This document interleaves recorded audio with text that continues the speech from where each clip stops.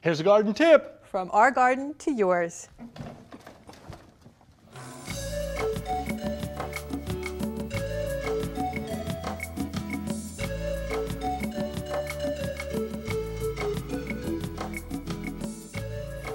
It's surprising how many common landscape plants could harm your pet if they ingest it.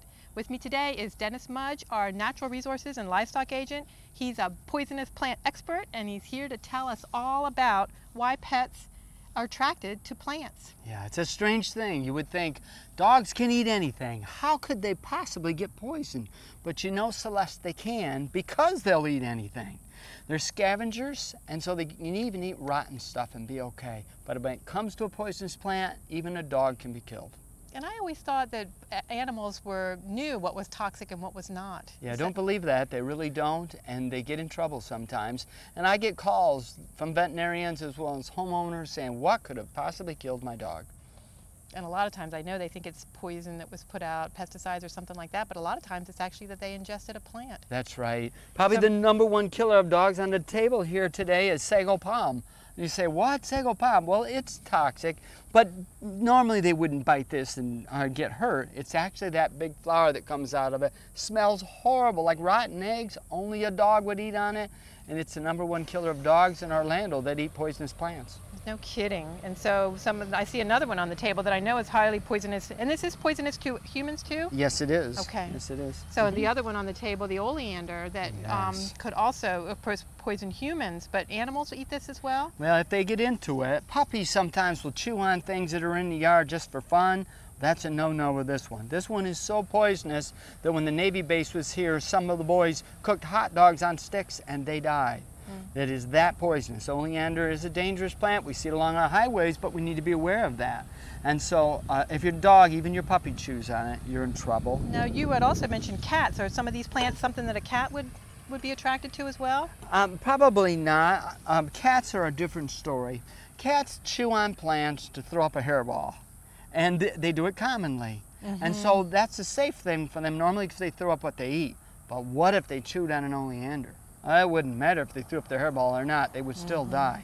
So that's how a cat can get in trouble. And I see it more this way. They'll pick out a plant in the house, like a pothos or an English ivy that you've got in your house. You don't know it's poisonous. The cat's chewing on it weekly to throw up its hairballs, or monthly to throw up its hairballs, and gradually it's poisoning itself from a plant that is poisonous right in your house. And this is a plant, the pothos is toxic too? Yes, poisonous? it is. It is. Not as strong as these others, but with gradual poison, it could kill your cat. Well, let's talk about the big white thing on the table. What is that? Don't overlook the funguses. They can be extremely poisonous, and you want to be really aware of that fact. The traditional mushrooms are not, of course, and puffballs, but funguses are bad. Again, a cat would never touch that, but a dog sure would, and that's why you want to rid your yard of these, because if your dog or your puppy gets into them, they could die. And even a child too, so a lot of them are the same. What about the tomato? I didn't know tomatoes were poisonous. They sure are. Tomato plants in the nightshade family,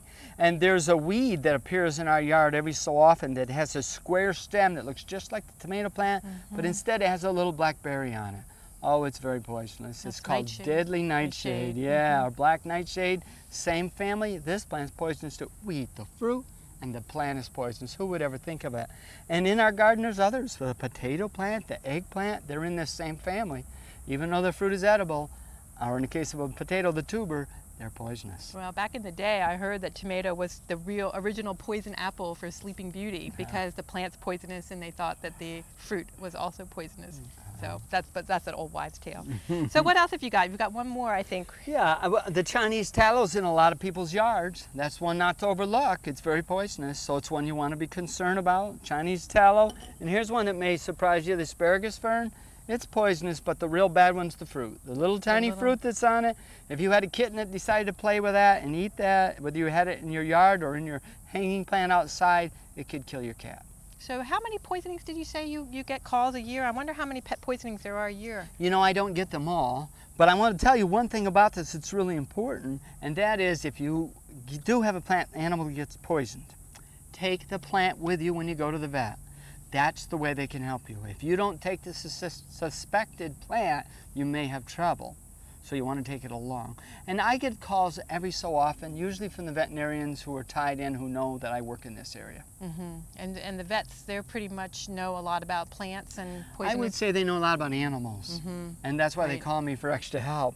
They know a few toxic plants, and there are hundreds, so knowing all of them is hard for them. So that's why everybody's looking things up online these days, and everybody listening can look things up online too and get a good idea if this is a possible plant for poisoning. Not just for pets, but your children and grandchildren as well. Dennis Mudge, thank you very much for all your help on poisonous plants toxic to dogs and cats. I appreciate it. If you have some of these plants in your yard, you may need to pet proof so that you can prevent a toxic ingestion by your pet.